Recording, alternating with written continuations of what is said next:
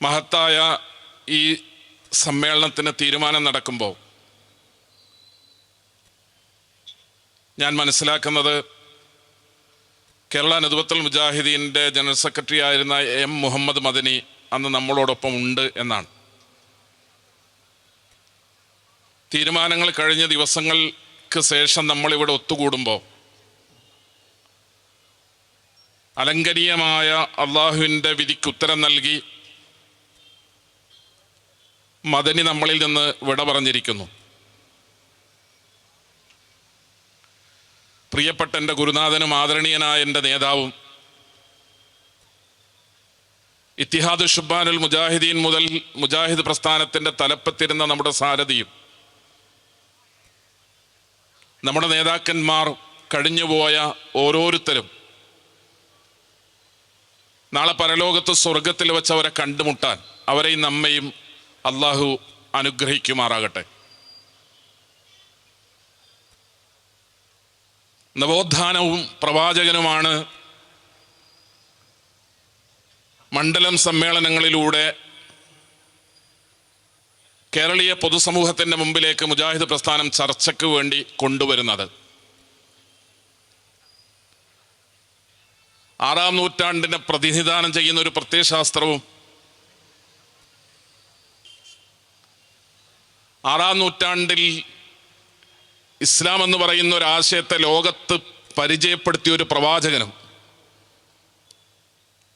നവോത്ഥാനത്തോട് ചേർത്തി ചർച്ച ചെയ്യപ്പെടുമ്പോൾ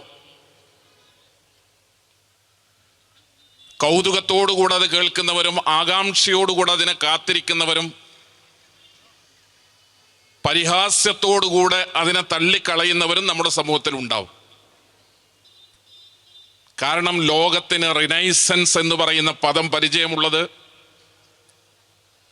വർത്തമാന ലോകത്തിന് നവോത്ഥാനം എന്ന് പറയുന്ന പദം തന്നെ പരിചയമുള്ളത് 18-ാം നൂറ്റാണ്ടിന് ശേഷമാണ്. 18-ാം നൂറ്റാണ്ടിന് മുമ്പ് ലോകത്തിൻ്റെ ഏതെങ്കിലും കോണിൽ നടന്ന നവോത്ഥാനത്തെക്കുറിച്ച് ലോകത്ത് ചർച്ചകളില്ല. നവോത്ഥാന മൂല്യങ്ങളും പരിഷ്കരണങ്ങളും പുരോഗമനങ്ങളും ജ്ഞാനോദയങ്ങളും ലോകത്തുണ്ടായത് ഫ്രഞ്ച് വിപ്ലവത്തോടുകൂടെയാണ് എന്നാണ് നമ്മുടെ പൊതുധാരാ ചരിത്ര ഗ്രന്ഥങ്ങളിലൊക്കെ പറഞ്ഞു വെക്കുന്നത്. 1789 മുതൽ 1799 വരെയുള്ള 10 വർഷക്കാലത്തെ ഫ്രഞ്ച് വിപ്ലവം ഈ ലോകത്ത് നവോത്ഥാനവുമായി ബന്ധപ്പെട്ട് നിലനിൽക്കുന്ന എല്ലാ നരേശനുകളുടെയും വിപരീതമായാണ് നവോത്ഥാനത്തെക്കുറിച്ച് നമ്മൾ സംസാരിക്കുന്നത്. ലോകത്തിന് പരിചയമുള്ള നവോത്ഥാനം എന്ന് പറയുന്നത് മതത്തിനെതിരാണ്. ലോകത്ത് നടന്ന എല്ലാ നവോത്ഥാനങ്ങളും അതാത് കാലഘട്ടത്തിലെ ആത്മീയ മത വിശ്വാസ വീക്ഷണങ്ങൾക്കെതിരെയാണ് ലോകത്തുണ്ടായിട്ടുള്ളത്. ഫ്രഞ്ച് വിപ്ലവം എന്ന് പറയുന്നത് രാഷ്ട്രീയ അരാജകത്വ കലാപമാണെങ്കിലും അതന്ന് സഭയ്ക്കെതിരെയായിരുന്നു എന്ന് നമുക്ക് കാണാൻ കഴിയും. ഫ്രാൻസ് കത്തോലിക്ക സഭയുടെ മൂത്ത പുത്രി എന്നാണ് ചരിത്രത്തിൽ വിളിക്കപ്പെടുന്നത്. ഫ്രഞ്ച് വിപ്ലവം അരങ്ങേറുമ്പോൾ 1789 ജൂലൈ 14-ാം തീയതി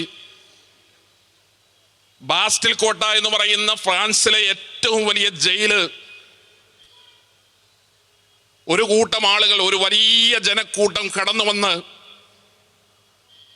ആ ജയില് കടന്നാക്രമിക്കുകയും ജയില് മുഴുവൻ നാമാവശേഷമാക്കുകയും ജയിലിനകത്തുണ്ടായിരുന്ന തടവ് പുള്ളികളെ മുഴുവൻ പുറത്തേക്ക് വിടുകയും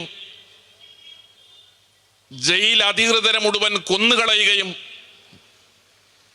ജയിലിലുണ്ടായിരുന്ന ആയുധങ്ങൾ മുഴുവൻ അവർ കൈക്കലാക്കുകയും ചെയ്തു. ഒരു വലിയ ആൾക്കൂട്ടം ബാസ്റ്റിൽ കോട്ട എന്ന് പറയുന്ന ജയിലാക്രമണത്തോടുകൂടെയാണ് ഫ്രഞ്ച് വിപ്ലവത്തിന്റെ ആരംഭം എന്ന് ചരിത്രം പഠിപ്പിക്കുന്നു. ആ ഫ്രഞ്ച് വിപ്ലവത്തിൽ ലോകത്തിന്റെ മുമ്പിൽ അവശേഷിക്കപ്പെട്ടത് സഭയ്ക്കെതിരായ വലിയ പോരാട്ടമായിരുന്നു. ഫ്രഞ്ച് വിപ്ലവം 30,000 പുരോഹിതന്മാരെയാണ് നാട് കടത്തിയതായി ഫ്രഞ്ച് വിപ്ലവത്തിൽ നാം വായിക്കുക. 100ഓളം പുരോഹിതന്മാർ ക്രൂരമായി കൊല്ലപ്പെടുന്നുണ്ട് ഫ്രഞ്ച് വിപ്ലവത്തിൽ. അതിൻ്റെ കാരണമെന്ന് പറയുന്നത് സഭയുടെ നിയന്ത്രണത്തിലാണ്, അധികാരത്തിലാണ്, കത്തോലിക്ക സഭയുടെ കൈകളിലാണ് ഫ്രാൻസ് എന്ന് പറയുന്ന രാജ്യം ഉണ്ടായിരുന്നത്. ഫ്രാൻസ് കത്തോലിക്ക സഭയാണ് ഭരണാധികാരിയെ തീരുമാനിക്കുക. ഭരണാധികാരികൾ സഭയുടെ മൂത്ത പുത്രന്മാർ എന്ന് അഭിഷേകം ചെയ്യപ്പെടും. 3 വിഭാഗം ആളുകളാണ് ഫ്രാൻസിലുണ്ടായിരുന്നത്. ഒരു വിഭാഗം പ്രഭുക്കളാണ്, ഭരണാധികാരികൾ. രണ്ടാമത്തെ വിഭാഗം പുരോഹിതന്മാരാണ്. മൂന്നാമത്തെ വിഭാഗം സാധാരണ ജനങ്ങളാണ്. പ്രഭുക്കളും പുരോഹിതന്മാരും ചേർന്ന് മതത്തെ ദുരുപയോഗം ചെയ്തുകൊണ്ട് സാധാരണക്കാരായ ആളുകളെ നിരന്തരമായ ചൂഷണങ്ങൾക്ക് വിധേയമാക്കിയപ്പോൾ അതിനെതിരെയുള്ള ഒരു പൊട്ടിത്തെറി എന്നുള്ള നിലക്കാണ് ഫ്രഞ്ച് കലാപം ചരിത്രത്തിൽ നമുക്ക് കാണാൻ കഴിയുന്നത്. ഫ്രഞ്ച് കലാപം ലോകത്ത് അവശേഷിപ്പിച്ചത് ലിബർട്ടിയെ പോലെയുള്ള, ഫ്രറ്റേണിറ്റിയെ പോലെയുള്ള, ഈക്വാലിറ്റിയെ പോലെയുള്ള ആശയങ്ങളാണ്. ഇന്നും നമ്മൾ ഇന്ത്യ രാജ്യത്തിൻ്റെ ഭരണഘടന പറയുമ്പോൾ ഇന്ത്യ രാജ്യത്തിൻ്റെ ഭരണഘടനയിൽ സ്വാതന്ത്ര്യത്തെ പറ്റി പറയുന്നുണ്ട്, സമത്വത്തെക്കുറിച്ച് പറയുന്നുണ്ട്, സാഹോദര്യത്തെ പറ്റി പറയുന്നുണ്ട്. ഫ്രഞ്ച് വിപ്ലവം മുതലാണ് ആധുനിക ലോകത്ത് ഈ ആശയങ്ങൾ കടന്നു വന്നതെന്നും അങ്ങനെയാണ് ജനാധിപത്യ സങ്കല്പത്തിലേക്ക് ലോകം മുന്നോട്ട് പോയതെന്നും അങ്ങനെയാണ് ലോകത്ത് ദേശരാഷ്ട്രങ്ങൾ ഉണ്ടായതെന്നും അങ്ങനെയാണ് ലോകത്ത് പൗരന്മാരുണ്ടായതെന്നും അങ്ങനെയാണ് ലോകത്ത് പൗരന്മാർക്ക് അവകാശങ്ങൾ ഉണ്ടായത് എന്നും അങ്ങനെയാണ് മനുഷ്യാവകാശങ്ങൾ ഉണ്ടായത് എന്നും ആ രൂപത്തിലാണ് നവോത്ഥാനത്തെക്കുറിച്ച്, റിനൈസൻസിനെ കുറിച്ച് ലോകത്ത് പഠിപ്പിക്കപ്പെടുക. സഹോദരങ്ങളെ, നമുക്ക് ഇസ്ലാമിക പശ്ചാത്തലത്തിൽ നിന്നുകൊണ്ട് മുഹമ്മദ് നബി സല്ലല്ലാഹു അലൈഹി വസല്ലം തങ്ങളുടെ അധ്യാപനങ്ങളെ ഉയർത്തിപ്പിടിച്ചുകൊണ്ട് ഫ്രഞ്ച് വിപ്ലവത്തോടും 18-ാം നൂറ്റാണ്ടിന് ശേഷമുള്ള നവോത്ഥാന മുന്നേറ്റങ്ങളോടുമൊക്കെ ചില കാര്യങ്ങൾ നമുക്ക് ഉറക്കെ പറയാൻ കഴിയും. മനുഷ്യരുടെ സമത്വത്തെക്കുറിച്ചാണ് ആത്യന്തികമായി നിങ്ങൾ ലോകത്ത് നടന്ന ഏത് നവോത്ഥാനങ്ങളെയും പരിശോധിക്കുക. മനുഷ്യന്റെ അവകാശങ്ങളെക്കുറിച്ചാണ്, മനുഷ്യന്റെ സമത്വത്തെക്കുറിച്ചാണ്, മനുഷ്യന്റെ സ്വാതന്ത്ര്യത്തെക്കുറിച്ചാണ്, മനുഷ്യൻ എന്നുള്ള നിലയ്ക്ക് നമുക്ക് കിട്ടേണ്ടുന്ന, ഒരു മനുഷ്യന് കിട്ടേണ്ടുന്ന അംഗീകാരത്തെക്കുറിച്ചാണ്. അതിനു വേണ്ടിയാണ് ലോകത്തെല്ലാ നവോത്ഥാനങ്ങളും ഉണ്ടായത് എന്ന് നമുക്ക് കാണാൻ കഴിയും. ഇന്ത്യൻ നവോത്ഥാനം എന്ന് നമ്മൾ പറയും. ഇന്ത്യയിൽ എന്തിനാണ് നവോത്ഥാനം ഉണ്ടായത്?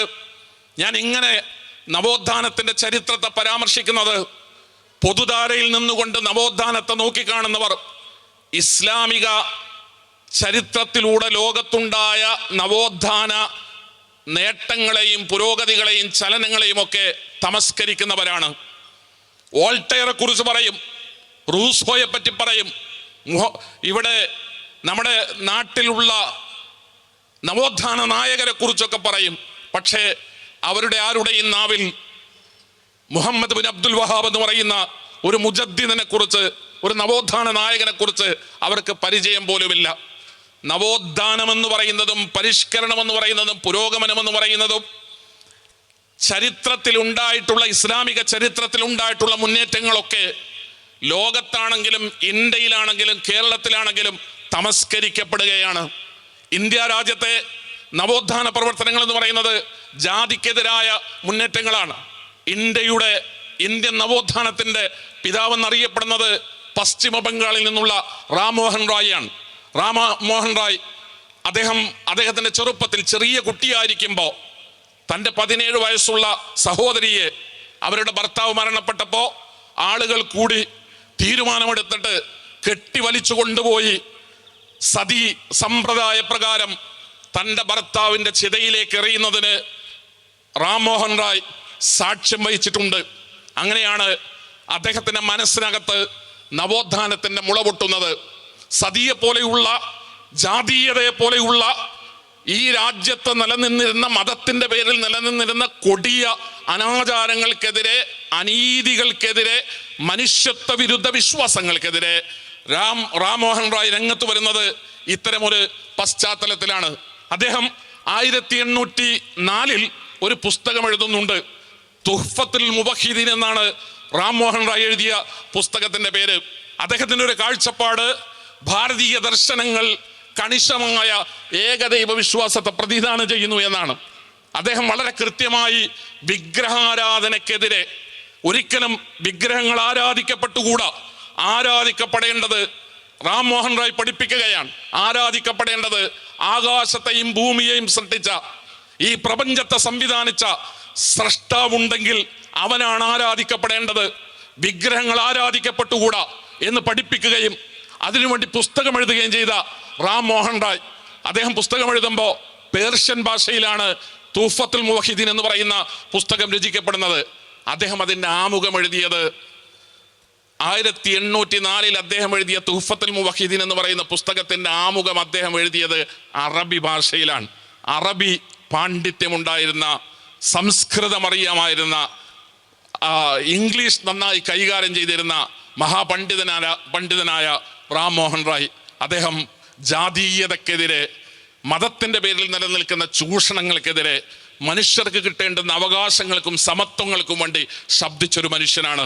എൻ്റെ പ്രിയപ്പെട്ടവരെ, സഹോദരങ്ങളെ, റാം മോഹൻ റായ് മാത്രമല്ല, നമ്മൾ അവിടുന്ന് ചരിത്രത്തിൽ, ഇന്ത്യയുടെ ചരിത്രത്തിൽ വായിക്കുമ്പോൾ ഒരു ഘട്ടത്തിൽ ഗാന്ധിജി അംബേദ്കറോട് പറയുന്നുണ്ട്, അംബേദ്കർ ഇന്ത്യയുടെ സ്വാതന്ത്ര്യ പ്രവർത്തനങ്ങളും സമരങ്ങളും നടക്കുന്ന കാലത്ത് ബ്രിട്ടീഷ് ഗവൺമെന്റിന്റെ ജോലി സ്വീകരിക്കുകയും അവരോട് നല്ല ബന്ധം പുലർത്തുകയും ചെയ്യുന്നത് കണ്ടപ്പോൾ ഗാന്ധിജി ഒരിക്കൽ പറയുന്നുണ്ട്, താങ്കളുടെ നിലപാടുകൾ നമ്മുടെ മാതൃരാജ്യത്തിൻ്റെ സ്വാതന്ത്ര്യത്തെ വൈകിപ്പിക്കും എന്നൊരാശയം അദ്ദേഹം പങ്കുവെക്കുന്നുണ്ട്.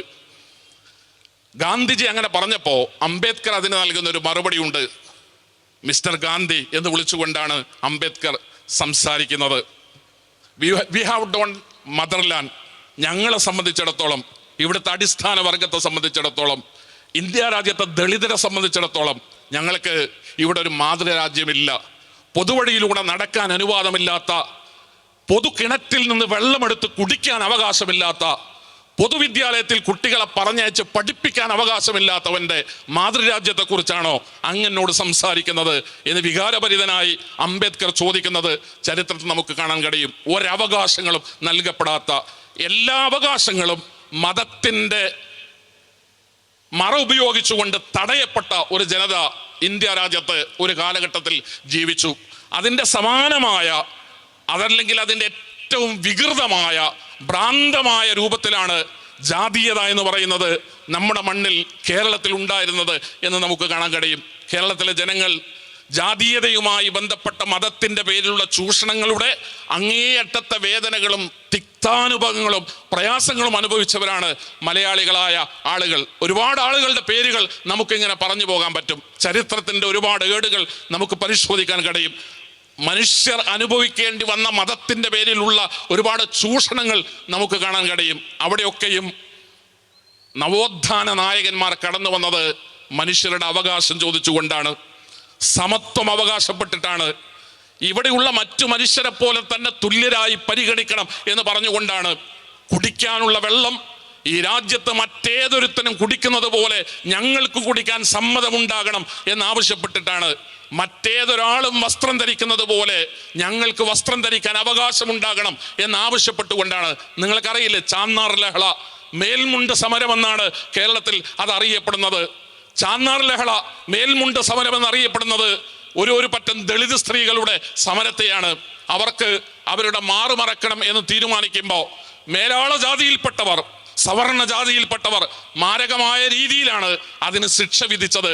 ഒരു പെണ്ണ്, ഒരു പുലയ സ്ത്രീ അവരുടെ മാറുമറക്കുന്നത് നമ്മുടെ രാജ്യത്ത് വലിയ തെറ്റായിരുന്നു. നമ്മൾ ഇന്ന് വായിക്കുമ്പോൾ അത്ഭുതത്തോടു കൂടെയാണ് വായിക്കുക. സ്വന്തം കൈകൊണ്ട് തൻ്റെ മാറിടം പൊത്തിപ്പിടിച്ചതിന് ശിക്ഷിക്കപ്പെട്ട സ്ത്രീകളുള്ള നാട്ടിലാണ് ഞാനും നിങ്ങളും ഈ ചരിത്രത്തെ അത്ഭുതത്തോടുകൂടെ വായിച്ചു പോകുന്നത്.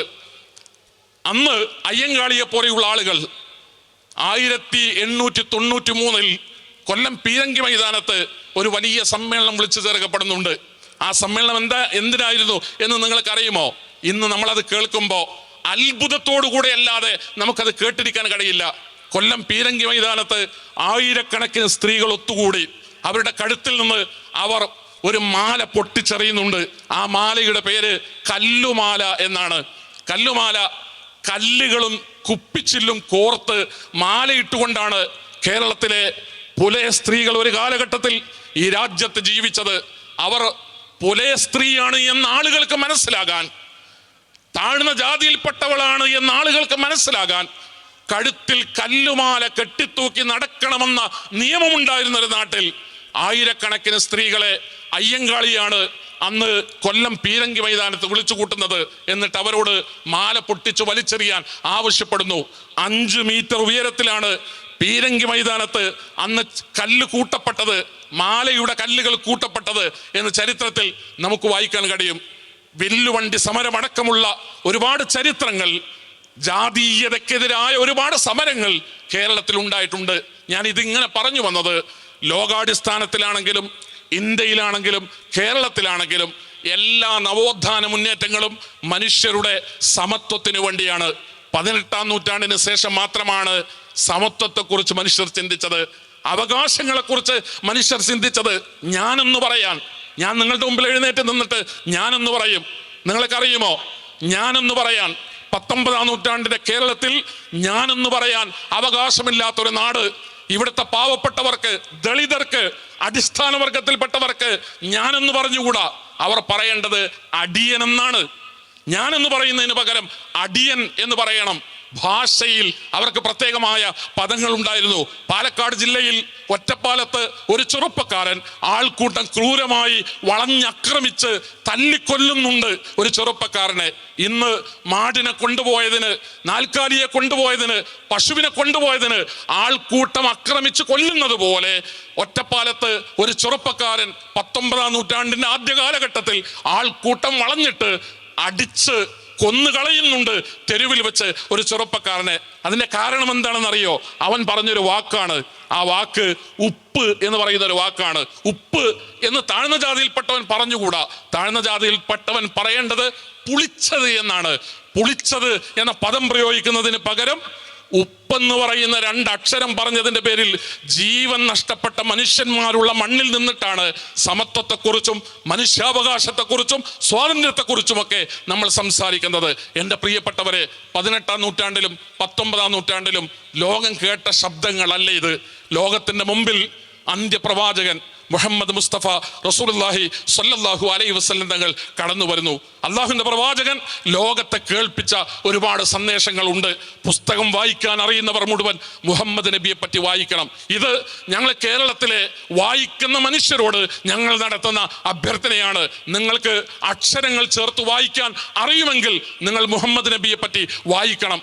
ചരിത്രം വായിക്കാൻ നിങ്ങൾക്ക് താല്പര്യമുണ്ടെങ്കിൽ നിങ്ങൾ ആദ്യം വായിക്കേണ്ട ചരിത്രം മുഹമ്മദ് നബിയുടെ ചരിത്രമാണ്. നവോത്ഥാനത്തെ കുറിച്ച് പഠിക്കാൻ നിങ്ങൾക്ക് താല്പര്യമുണ്ടെങ്കിൽ നിങ്ങൾ ആദ്യം പഠിക്കേണ്ടുന്ന ഒരു വ്യക്തി ലോകത്തിന്റെ ചരിത്രത്തിൽ മുഹമ്മദ് മുസ്തഫ സല്ലല്ലാഹു അലൈഹി വസല്ലം തങ്ങളാണ്.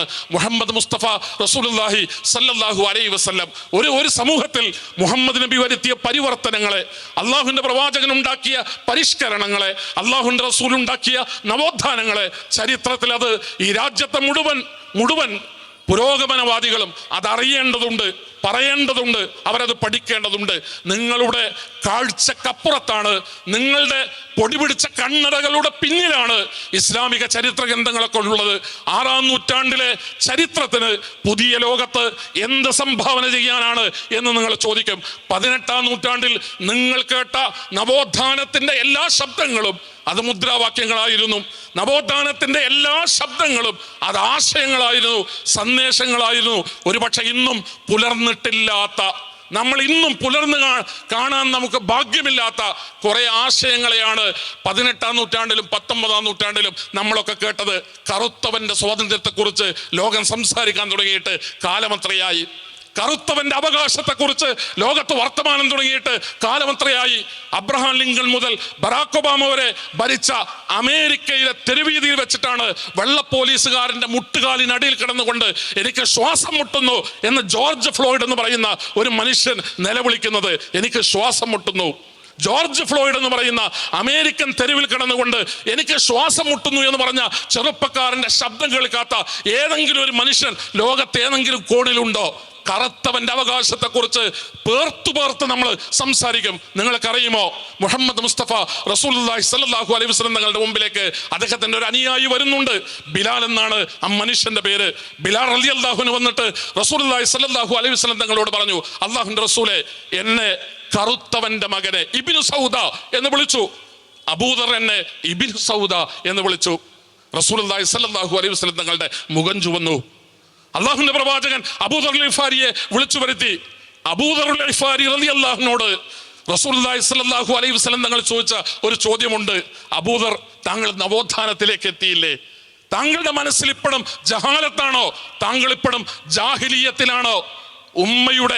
ബിലാലിന്റെ ഉമ്മയുടെ ശരീരത്തിന്റെ നിറം വെച്ചുകൊണ്ട് ബിലാലിനെ ആക്ഷേപിച്ച് സംസാരിക്കാൻ താങ്കളുടെ മനസ്സിന് അകത്തിപ്പോഴും ജാഹിലിയത്താണോ എന്ന് 6-ാം നൂറ്റാണ്ടിൽ എന്ന് പറഞ്ഞുകൊണ്ട് നിങ്ങൾ ആക്ഷേപിക്കുന്ന ഒരു കാലഘട്ടത്തിലെ ലോകത്തിന്റെ പ്രവാചകൻ,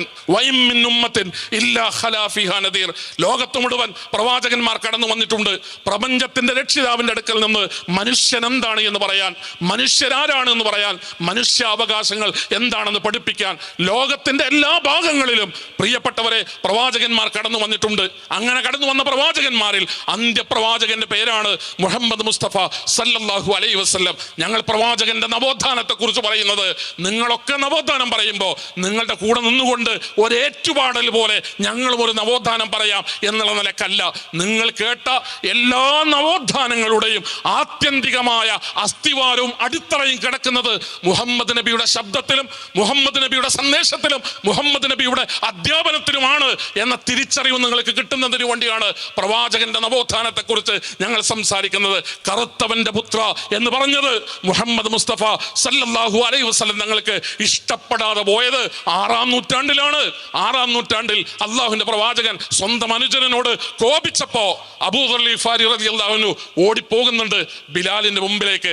അദ്ദേഹത്തിന്റെ മുമ്പിൽ പോയിരുന്നിട്ട് അബൂദർ ഗിഫാരി റളിയല്ലാഹു നടത്തുന്ന ഒരു അപേക്ഷയുണ്ട്. ബിലാൽ, താങ്കളുടെ കാലുകൊണ്ട് എൻ്റെ മുഖത്തൊന്ന് ചവിട്ടണം. ഞാൻ ചെയ്ത തെറ്റിന് പകരമായി എൻ്റെ മുഖത്ത് ആ കറുത്ത കാലുകൊണ്ട് ഒന്ന് ചവിട്ടണമെന്ന് ആവശ്യപ്പെടുകയാണ് ബിലാൽ റളിയല്ലാഹുവിനോട് അബൂദർ ഗിഫാരി റളിയല്ലാഹു അൻഹു. ബിലാൽ റളിയല്ലാഹു അൻഹു കരഞ്ഞുകൊണ്ട് അവിടുന്ന് എഴുന്നേറ്റ് അബൂദർ ഗിഫാരി റളിയല്ലാഹുവിനെ ചേർത്ത് പിടിച്ചുകൊണ്ട് തുരുതുര ഉമ്മ വെക്കുന്ന ഒരു ചരിത്രം ഇസ്ലാമിക ചരിത്രത്തിലല്ലാതെ മുഹമ്മദ് നബിയുടെ അനുയായികളുടെ ചരിത്രത്തിലല്ലാതെ ലോകത്ത് ഏത് പ്രമാണിയുടെ ചരിത്രത്തിലാണ് നിങ്ങൾക്ക് വായിക്കാൻ കഴിയുക, നമുക്ക് കാണാൻ കഴിയുക? എൻ്റെ പ്രിയപ്പെട്ടവരെ, കഅബാലയം മക്ക മുസ്ലിങ്ങൾക്ക് കീഴടങ്ങി കഅബാലയത്തിന്റെ വാതിലുകൾ തുറക്കുന്ന ചരിത്രപരമായ ഒരു ഘട്ടമുണ്ട്. നമ്മളിപ്പോഴും ഒരു പഞ്ചായത്തിൽ ഒരു പ്രസിഡന്റ് മാറിയിട്ട് അടുത്ത പ്രസിഡന്റ് വരുമ്പോ ചാണകവെള്ളം തെളിച്ച് ശുദ്ധീകരിക്കുന്ന മലയാളിയുടെ നവോത്ഥാന ലോകത്താണ് ഞാനും നിങ്ങളും ഉള്ളത്. പഞ്ചായത്ത് പ്രസിഡന്റ് 2.5 കൊല്ലം കഴിയുമ്പോൾ മാറും. ആദ്യത്തെ 2.5 കൊല്ലം സംവരണ സീറ്റിൽ നിന്ന് വന്ന പ്രസിഡന്റ് ഇരുന്ന പഞ്ചായത്തിലേക്ക് അടുത്ത 2.5 കൊല്ലത്തേക്ക് പുതിയ പ്രസിഡന്റ് വരുമ്പോ കഴിഞ്ഞ 2.5 കൊല്ലം ഇരുന്ന ആളെ കണക്കാക്കിയിട്ട് ചാണകവെള്ളം തെളിച്ച് പഞ്ചായത്ത് ഓഫീസ് ശുദ്ധികലശം നടത്തുന്ന കേരളത്തിൽ ഇരുന്നു കൊണ്ടാണ് ഞാനും നിങ്ങൾ സംസാരിക്കുന്നത്. നിങ്ങൾക്കറിയുമോ ആരാണ് മുഹമ്മദ് നബി എന്ന്? കഅബാലയത്തിന്റെ വാതിൽ തുറക്കുമ്പോൾ അദ്ദേഹത്തിന്റെ കൂടെ 2 അനുജന്മാരുണ്ടായിരുന്നു.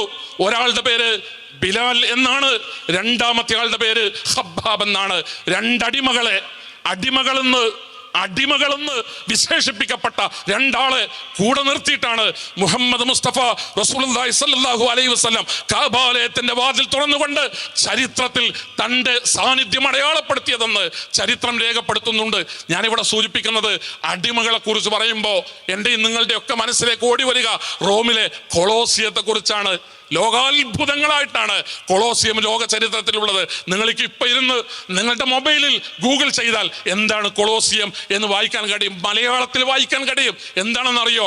അടിമകളെയും പരസ്പരം പോരടിപ്പിച്ചിട്ട് ആയുധം കൊണ്ട് അങ്ങോട്ടും ഇങ്ങോട്ടും അടിപ്പിച്ചിട്ട് മല്ലനായ അടിമയുടെ അടിയേറ്റ് ദുർബലനായ അടിമ ചോര വാർന്നു വീഴുന്നത് ചുറ്റും ഗാലറിയിൽ കയറിയിരുന്ന് കാണുന്ന കാഴ്ചയാണ് കൊളോസിയം എന്ന് പറയുന്നത്. ഒരുപക്ഷെ അടിമയായിരിക്കാം എതിർപക്ഷത്ത്, അതല്ലെങ്കിൽ ഏതെങ്കിലും ക്രൂരനായ കുറ്റവാളിയായിരിക്കാം എതിർവശത്തുണ്ടാവുക, അതല്ലെങ്കിൽ വന്യജീവികളായിരിക്കാം. അടിമ കൊടും കുറ്റവാളിയോട്, അടിമ വന്യജീവിയോട് ഏറ്റുമുട്ടിയിട്ട് അടിമ മരിച്ചു വീഴുന്നത്, ചോരവാർന്ന് പടഞ്ഞ് മരിക്കുന്നത് നോക്കിക്കാണാനുള്ള റോമിലെ ഗാലറിയുടെ പേരാണ് കൊളോസിയം എന്ന് പറയുന്നത്. കൊളോസിയത്തിൽ ഇരുന്നു കൊണ്ട് അടിമ ചോരവാർന്ന് മരിക്കുന്നത് കണ്ടാസ്വദിച്ച ലോകത്തിന്റെ മുമ്പിൽ മുഹമ്മദ് നബി സല്ലല്ലാഹു അലൈഹി വസല്ലം തങ്ങൾ പറഞ്ഞു, നിങ്ങളുടെ അടിമകളുടെ കൂട്ടത്തിൽ ഏതെങ്കിലും ഒരു അടിമയെ കൊന്നാൽ അവൻ കൊല്ലപ്പെടും. മുഹമ്മദ് നബി അറിയാൻ സ്വന്തം പണം കൊടുത്തു വാങ്ങിയ അടിമ യജമാനന്റെ കൈ കൊണ്ട് കൊല്ലപ്പെട്ടാൽ മുഹമ്മദ് നബി പറഞ്ഞു, അടിമയെ കൊന്നവൻ കൊല്ലപ്പെടും. അടിമയെ അംഗവിച്ഛേദം നടത്തിയവനെ അംഗവിച്ഛേദം ചെയ്യും. അടിമയെ ഷണ്ഡീകരിച്ചവൻ ഷണ്ഡീകരിക്കപ്പെടും. മുഹമ്മദ് മുസ്തഫ സല്ലല്ലാഹു അലൈഹി വസല്ലം. നിങ്ങൾ ഭക്ഷണം കഴിക്കുമ്പോൾ നിങ്ങൾ എന്താണോ കഴിക്കുന്നത് അത് നിങ്ങളുടെ അടിമക്ക് കൊടുക്കണം. നിങ്ങൾ വസ്ത്രം ധരിക്കുമ്പോൾ നിങ്ങൾ എന്താണോ ധരിക്കുന്നത് അത് നിങ്ങളുടെ അടിമക്ക് കൊടുക്കണം. നിങ്ങളൊരു ജോലി ഏൽപ്പിക്കുമ്പോൾ ലഘുവായ ജോലികൾ അവനെ കൊണ്ട് കഴിയുന്നത് നിങ്ങൾ ഏൽപ്പിക്കണം. ഒരടിമക്ക് നിങ്ങൾ ജോലി ഏൽപ്പിക്കുമ്പോൾ അവനെ കൊണ്ട് കഴിയാത്ത ജോലിയാണ് നിങ്ങൾ ഏൽപ്പിക്കുന്നതെങ്കിൽ സഹായിയായി നിങ്ങൾ അവൻ്റെ കൂടെ നിന്നുകൊണ്ട് ആ ജോലി തീർക്കുന്നതിൽ അത് തീരുന്നത് വരെ നിങ്ങൾ അവൻ്റെ കൂടെ നിൽക്കണം എന്ന് ലോകത്തോട് വിളിച്ചു പറഞ്ഞ 6-ാം നൂറ്റാണ്ടിലെ പ്രവാചകൻ മുഹമ്മദ് മുസ്തഫ സല്ലല്ലാഹു അലൈഹി വസല്ലം. അവിടെയാണ് നവോത്ഥാനമുള്ളത്. അവിടെ നിന്നാണ് നവോത്ഥാനം ഉണ്ടായത്. അടിമകളോട് അത്തരത്തിലൊരു മനസ്സുണ്ടാക്കിയെടുക്കാൻ അള്ളാഹുവിൻ്റെ പ്രവാചകന്റെ കയ്യിൽ ഒരു അത്ഭുത പ്രവൃത്തി ഉണ്ടായിരുന്നു. അള്ളാഹുവിൻ്റെ പ്രവാചകൻ അതിനുവേണ്ടി ഉപയോഗിച്ച ഒരു അത്ഭുത മാർഗമുണ്ടായിരുന്നു. നമ്മളിങ്ങനെ പറയുന്നില്ലേ, നവോത്ഥാനം എന്ന് പറയുന്നത് ആരൊക്കെയോ തട്ടിക്കൊണ്ടുപോകുമോ എന്ന്. നവോത്ഥാനം എന്ന് പറയുന്നത് അങ്ങനെ തട്ടിക്കൊണ്ടുപോകാവുന്ന, ആർക്കെങ്കിലും ഒക്കെ എടുത്ത് വഴിയിൽ നിന്ന് കിട്ടിയത് എടുത്ത് പോക്കറ്റിലിടാവുന്ന ഒന്നല്ല ഇസ്ലാമിക ചരിത്രത്തിലെ നവോത്ഥാനം എന്ന് പറയുന്നത്. വളരെ കൃത്യമായ വിശ്വാസ സംഹിതയുടെ അടിസ്ഥാനത്തിൽ നിന്നുകൊണ്ട് മനുഷ്യരുടെ മനസ്സുകൾക്കകത്ത് പരിവർത്തനങ്ങൾ ഉണ്ടാക്കി അതിൻ്റെ ഉപോൽപ്പന്നമായി സംഭവിക്കുന്ന ഒരു മഹാപ്രതിഭാസത്തെയാണ് ഇസ്ലാമിക ചരിത്രം നവോത്ഥാനം എന്ന് പറയുക.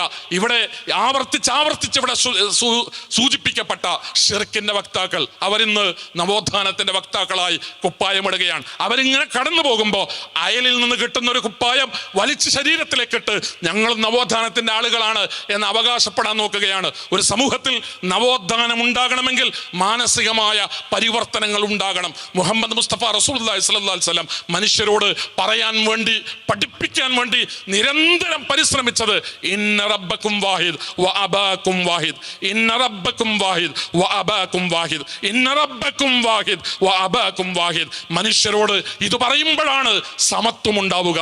മനുഷ്യരോട് ഇത് പറഞ്ഞാൽ മാത്രമാണ് സാഹോദര്യം ഉണ്ടാവുക. സമത്വവും സാഹോദര്യവും ഉണ്ടായാലാണ് സ്വാതന്ത്ര്യം ഉണ്ടാവുക.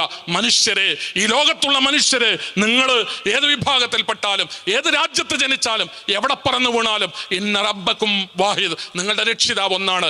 ഇന്നാബാക്കും വാഹിദ്, നിങ്ങളുടെ പിതാവ് ഒന്നാണ്. കുല്ലുക്കും മിന്നാദം, കുല്ലുക്കും മിന്നാദം.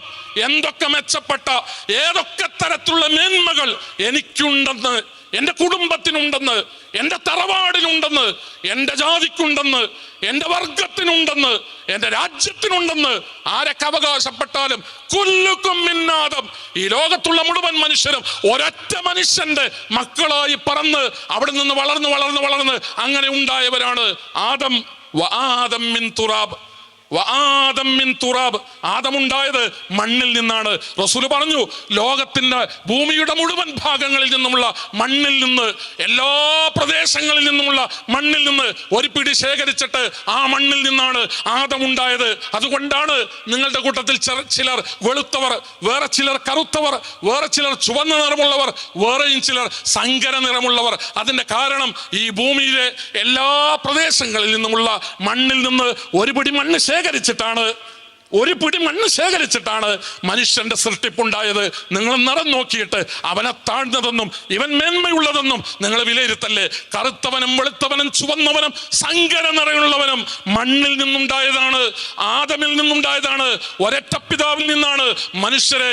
നിങ്ങൾക്ക് രക്ഷിതാവ് ഒന്നാണ്. ഒരേ ഒരു രക്ഷിതാവിന്റെ സൃഷ്ടികളുമെന്ന അതിമഹത്തായ തത്വം ലോകത്തിന്റെ മുമ്പിൽ സമർപ്പിച്ചിട്ടാണ് സമത്വത്തെ കുറിച്ച് പറയുന്നത്. അതല്ലാതെ അതല്ലാതെ മനുഷ്യന്റെ മനസ്സിൽ മാറ്റമുണ്ടാവില്ല. അതില്ലാതെ മനുഷ്യരിൽ പരിവർത്തനം ഉണ്ടാക്കാൻ കഴിയില്ല. ഈ ഒരു മാർഗത്തിലൂടെ അല്ലാതെ ആളുകളെ നവോത്ഥാനത്തിലേക്ക് കൊണ്ടുപോകാൻ കഴിയില്ല. വിശ്വാസ രംഗത്തുള്ള ചൂഷണങ്ങളെയും ജീർണതകളെയും തുറന്നെതിർത്ത് കൃത്യമായി ചൂണ്ടിപ്പറഞ്ഞ് പരസ്യമായി അതിനെതിരെ എതിർപ്പ് പ്രകടിപ്പിച്ച് അതിശക്തമായി ശബ്ദമുയർത്തി സമൂഹത്തിൽ നിലനിന്നാലല്ലാതെ നവോത്ഥാനം ഉണ്ടാവുകയില്ല. ചുളുവിൽ അങ്ങാടിയിൽ ആൾക്കൂട്ടത്തിന്റെ ഇടയിൽ നല്ല വെള്ള ചമഞ്ഞ് എങ്ങനെയെങ്കിലൊക്കെ നേടിയെടുക്കാവുന്നതാണ് നവോത്ഥാനം എന്നൊരു തോന്നൽ ആർക്കും ഉണ്ടാവേണ്ടതില്ല. നന്നായി കഷ്ടപ്പെട്ട് അതിശക്തമായ നിലപാട് സ്വീകരിച്ച് വ്യക്തമായി കാര്യങ്ങൾ പറഞ്ഞ് കൃത്യമായി നയം വിശദീകരിച്ച് പ്രമാണം എന്താണെങ്കിൽ അതിൽ ഉറച്ചു നിന്നുകൊണ്ട് ആ പ്രമാണം ആർക്കൊക്കെ ബോധ്യപ്പെടുന്നുവോ, ആർക്കാണോ തിരിയാത്തത്, അതിലൊന്നും ആശങ്കയും ആവലാതിയും ഇല്ലാതെ പ്രമാണം ഏതാണെങ്കിൽ ആ പ്രമാണത്തിന്റെ ഉള്ളിൽ അടിയുറച്ചു നിന്നുകൊണ്ട് നവോത്ഥാന പ്രവർത്തനങ്ങളുമായി മുന്നോട്ട് പോകുമ്പോൾ ഇന്ന് അത് പിന്തിരിപ്പനാണെന്ന് പറയും, ഇന്ന് അത് പ്രശ്നമുണ്ടാക്കലാണെന്ന് പറയും, ഇന്ന് അത് പരസ്പരം തെറ്റിക്കലാണെന്ന് പറയും, ബന്ധം മുറിക്കലാണെന്ന് പറയും, ഐക്യം തകർക്കലാണെന്ന് പറയും. നമുക്കെതിരെ ലോകത്തിന്റെ ചരിത്രത്തിൽ ആദ്യമായി വന്ന ആരോപണമൊന്നുമല്ല ഇത്. മുഹമ്മദ് നബി സല്ലല്ലാഹു അലൈഹി വസല്ലം സാക്ഷാൽ അന്ത്യപ്രവാചകൻ തൻ്റെ നാട്ടിൽ വന്ന് ജനങ്ങളോട് ലാ ഇലാഹ ഇല്ലല്ലാഹ് പറഞ്ഞപ്പോ അള്ളാഹുവിന്റെ റസൂലിന്റെ നേരെ ചൂണ്ടിയ എല്ലാ വിരലുകളിൽ നിന്നും ഒരുമിച്ച് വന്നൊരു ശബ്ദമുണ്ടായിരുന്നു. ആ ശബ്ദം എന്താണെന്ന് ഹദീസ് ഗ്രന്ഥങ്ങളിൽ ചെവി വെച്ചാൽ നമുക്കത് കൃത്യമായി കിട്ടും. ഫറഖ്ത ബൈന ജമാഅതനാ, ഫറഖ്ത ബൈന ജമാഅതനാ. മുഹമ്മദ് നബിയോടാണ് പറഞ്ഞത്, മക്കയിലെ ആളുകളാണ് പറഞ്ഞത്. ഫറഖ്ത ബൈന ജമാഅതനാ, ഞങ്ങൾക്കിടയിൽ നല്ല ഐക്യം ഉണ്ടായിരുന്നു. നീ വന്നിട്ട് ലാ ഇലാഹ ഇല്ലല്ലാഹ് പറഞ്ഞപ്പോ, നീ വന്നിട്ട് തൗഹീദ് പറഞ്ഞപ്പോ, നീ വന്നിട്ട് ശിർക്ക് വിശദീകരിച്ചപ്പോ ഫറഖ്ത ബൈന ജമാഅതനാ, ഞങ്ങളുടെ ബന്ധം പോയി പോകുന്നു, ഐക്യം തകരുന്നു, ഞങ്ങൾ തമ്മിൽ അകന്നു പോകുന്നു എന്ന ഒരു രൂപത്തിലുള്ള ശബ്ദം അള്ളാഹുവിന്റെ പ്രവാചകനെതിരെയാണ് ഇസ്ലാമിക ചരിത്രത്തിൽ നമ്മൾ ആദ്യമായി കേൾക്കുന്നത്. ലാ ഇലാഹ ഇല്ലല്ലാഹ് എന്ന് പറയുന്ന പരിശുദ്ധ ദീനുൽ ഇസ്ലാമിന്റെ അടിത്തറയെ, ലാ ഇലാഹ ഇല്ലല്ലാഹ് എന്ന് പറയുന്ന പരിശുദ്ധ ദീനുൽ ഇസ്ലാമിന്റെ മർമ്മത്തെ മുറുകെ പിടിച്ചുകൊണ്ട് മുന്നോട്ട് പോവുക. സർവശക്തൻ അനുഗ്രഹിക്കുമാറാകട്ടെ. വആഖിറു ദഅവാനാ അനിൽ ഹംദുലില്ലാഹി റബ്ബിൽ ആലമീൻ. അസ്സലാമു അലൈക്കും വറഹ്മത്തുള്ളാഹി വബറകാതുഹു.